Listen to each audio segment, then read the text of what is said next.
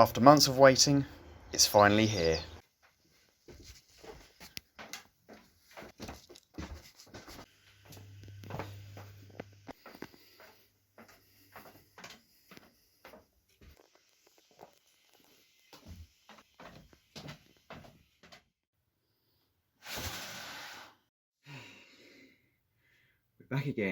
We're back again for another unboxing. This time it is a pre-order. I put a pre-order down on with Rails of Sheffield for this particular loco, probably, oh blimey, months and months ago, 3, 4, 5 months ago. And it's to go very well with some of the wagons that I have, and I don't think I can contain my excitement anymore. But before I show you what it is, I'd just like to say a massive thank you to everybody who has liked, subscribed and looked at the videos. For the people who have left comments, I shall get back to you very soon. And secondly, it wouldn't be the same without a good cup of tea. Cheers. Let's see it. Now remember, safety first, safety first.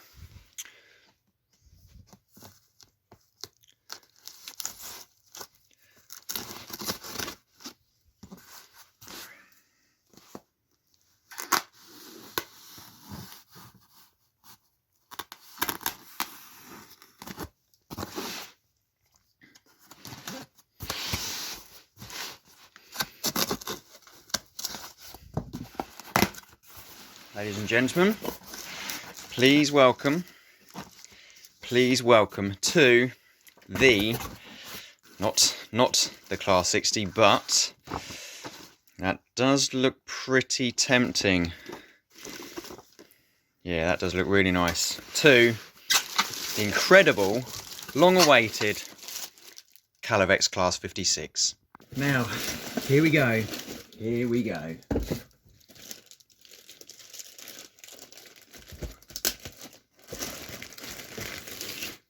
Obviously, this is the sound version. This is a ESU Loc Sound version. I'm guessing V5, possibly. And this is what it looks like with inside. Anyway, that's what the box looks like. There we go. Looks very, very orange. Very orange indeed.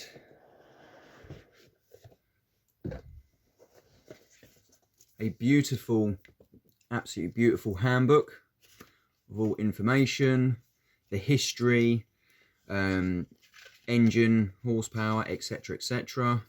But we don't want to look at that, do we? You want to see the loco. Also have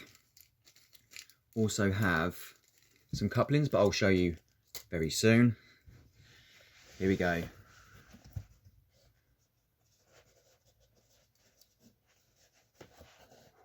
Tense times. Here we go. There we go. This is what it sits in. That's what it sits in. There we go. The Class 56 008 in BR blue. Now, you don't want to see it in my hands, and you don't want to see it in this little little cage. So I'll put it on the track for you.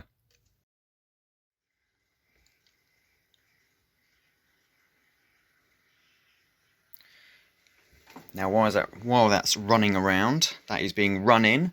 It's already running one way for half an hour. Now it's running in the other way. But I thought I would go through the little bag of goodies. So what do we have? Obviously the conventional coupling. Have the conventional coupling, which also can be replaced with this, which is usually a little grate. Oh, follow my finger, Martin. Little grate that sits at the front. It's actually a shame. I don't know if it's supposed to be a see-through grate or what. If it is, it'll be a shame that it's not. And instead, you can, believe it or not, see these? These actually clip in into the buffer beam.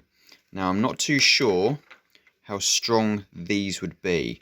So let's say if I wanted to run, let's say for instance, 20 PTA wagons, could that pull it without pulling out? Obviously unloaded. I know the wagon only weighs about I think it's like 85 grams. So it's not too heavy, but if you get 20 to 25 of them, obviously it's a little bit of a different story. So I may well try this out. Obviously you have various air pipes as well, and then this potential little bung. I have no idea what it is, but I'm sure I'll find out soon enough. This here, obviously, the function list and CVs for the Class 56. We have it goes up to F30, so there's probably many controllers that probably won't go up that high. So F30 is actually, believe it or not, a station announcer male, and F29 is station announcer female. Obviously you've got cab doors, and I think a good one would be manual notching. So if you've got a heavy train, so you have got heavy train mode, which is F6 there, and I think I read it correctly that if you switch this on, then you can manually notch the loco up and down. So obviously manual notching down, and then manual notching up is 7. So manual notching down is 6. Heavy train mode is 6 as well. But that will depend on if you have F25 on or off. So if it's on, then heavy train mode is off, but you can do the manual notching. So you can manual notch up or manual notch down. But if it's off, you have heavy train mode on. So also you can do all the individual lights. Obviously you've got compressor and things like that. And it also has working independent fans of each other. Moving on to this incredible book. Absolutely stunning. Obviously has the history of Cavalex all here, introduction, obviously the contents. It is just beautifully laid out. The history of the Class 56s, as many of you know. So that's the plaque. That would be the plaque that sits on the side of the loco. So weight in tons is 128 tons. Braking force is 60 tons. ETH index RA, so that's route availability, is 7. And then you got the maximum speed of 80 miles an hour. So the engine that is in the real Class 56 is a 3,250 horsepower at 900 RPM. Yes, that's right, 900 RPM, not 9,000 RPM. And that is running a Ruston Paxton 16-cylinder Romeo Kilo 3 Charlie Delta. So yeah, so that is RK3CT, if you didn't know. Moving on, obviously general information. So I'm guessing these are the variants that they're doing. Mine's the very early one, so I don't think it will have the radio pod. So that's what that is. There we go. Then obviously that, and obviously the various liveries. And I have to say that I don't know if they're going to be doing another batch at all of these Class 56s, but I don't see a Fastline livery Class 56. I have 22 HYA wagons, Fastline livery, and I do have a 66, but I wouldn't mind a 56 as well. So, and here we go. So this is what's in it. This is what's in the loco. So you've got 21 pin, ESU, Loc Sound V5, etc, etc. Weight of the loco is 625 grams. It does actually feel heavier than that, but I do have some scales. With a 5-pole motor, twin flywheel as well, so for extra smooth operating.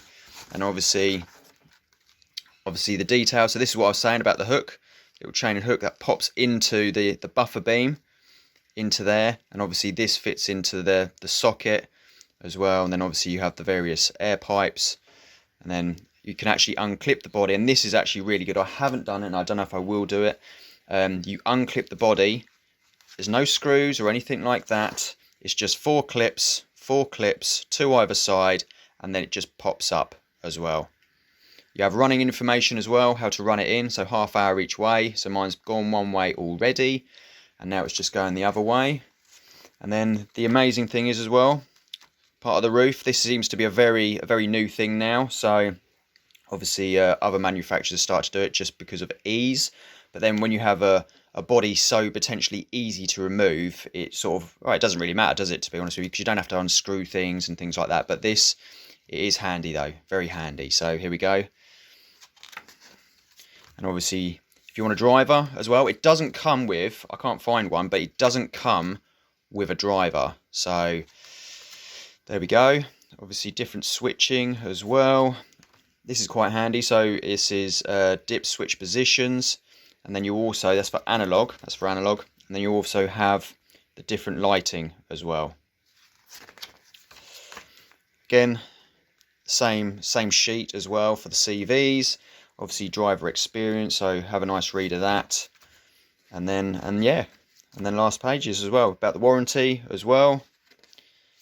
And obviously the new Class 60 that they're going to be producing as well. So here we go.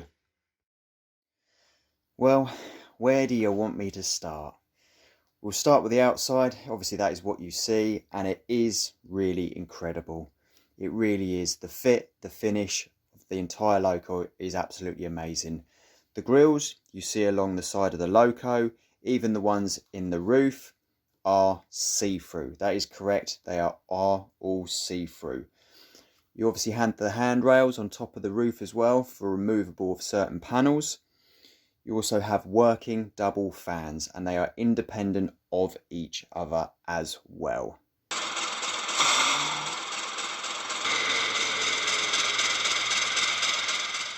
Moving to the cabs, both cabs have interior lighting, and they are beautifully furnished as well. But unfortunately, again, they come with no driver. Moving to the outside, you have the handrails that are also painted in blue with wipers as well. They're not in blue. You obviously have beautiful LED lighting, the red and the white as well. Moving to the back of the buffers, and they are actually painted silver as well. You have the beautifully detailed bogies, and they have so much depth to them as well. You also got a little stainless steel, what looks to be a little bit of stainless steel metal, going up to the door as well as a foot guard. But my words do not do this Loco any justice whatsoever. So here's a little montage.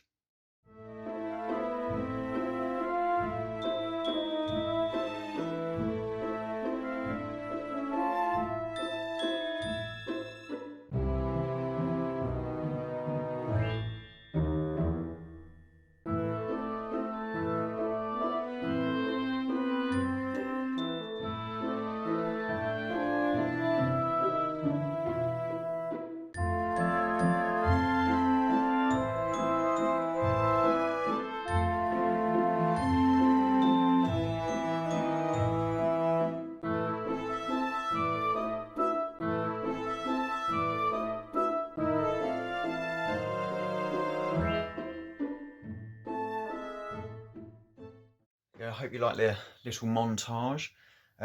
What I do love, I haven't started out yet, what I do love is this.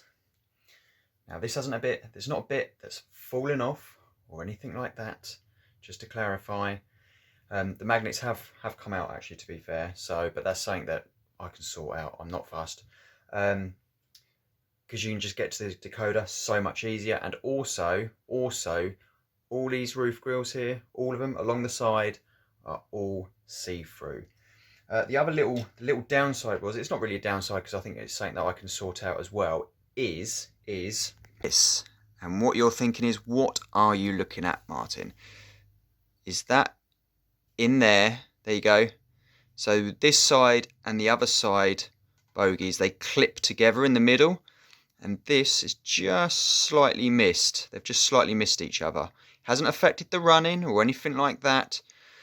So, but I think there is a video on YouTube, or it's going onto YouTube, to potentially change the wheels for, is it EM gauge, which is it's a slightly wider track. And I'm guessing these outer frames of the bogies, they just come away. So talking about the bogies as well, it's actually not the bogies this time. The sandpipes do just catch like little bits on what I believe is the bogie. So, I mean, it doesn't affect the running or anything like that. I mean, it does say, I think it's said in the book, a minimum of radius to curves. So I've had it running around. This is Kato track. This is Kato track, and I don't do radiuses, but my brother knows more about it, and I think these are minimum radius too, I think. But for the people who don't do radiuses, so this is obviously the curve from one side to the other, and it is 3 feet 6 inches. So it's a radius of 1 3/4 feet in diameter. So I'm guessing that is potentially a radius to curve. I don't know. There we go. All the magnets popped back in, so it's all tickety-boo. It's all fine. There we go. And obviously they just connect to here, here, and obviously here and here. This is the, I'm guessing, the Loc Sound V5 decoder, and obviously that will just pry out. I don't know how tight that is, and I'm not going to try it. Now, the all-important weigh-in test, right? So you've got to turn things on first. There we go, right. So we are at zero. Right, try and get that on there squarely. There we go. 616 grams. I think the only downside, if I was to put a downside to it, forgetting the bogey, that could be sorted out.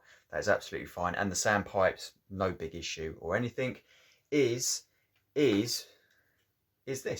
And you're thinking, well, what is that? That is the cradle that it sits in. I think we've just become very used to taking out of plastic packaging within a few seconds. Obviously with this, you need to unscrew it, and that is it. So the screws just sit here. There you go. Just lay the screws in, and the box, by the way, is absolutely amazing. So enough of me waffling on. You want to hear it, I want to hear it as well. So here goes.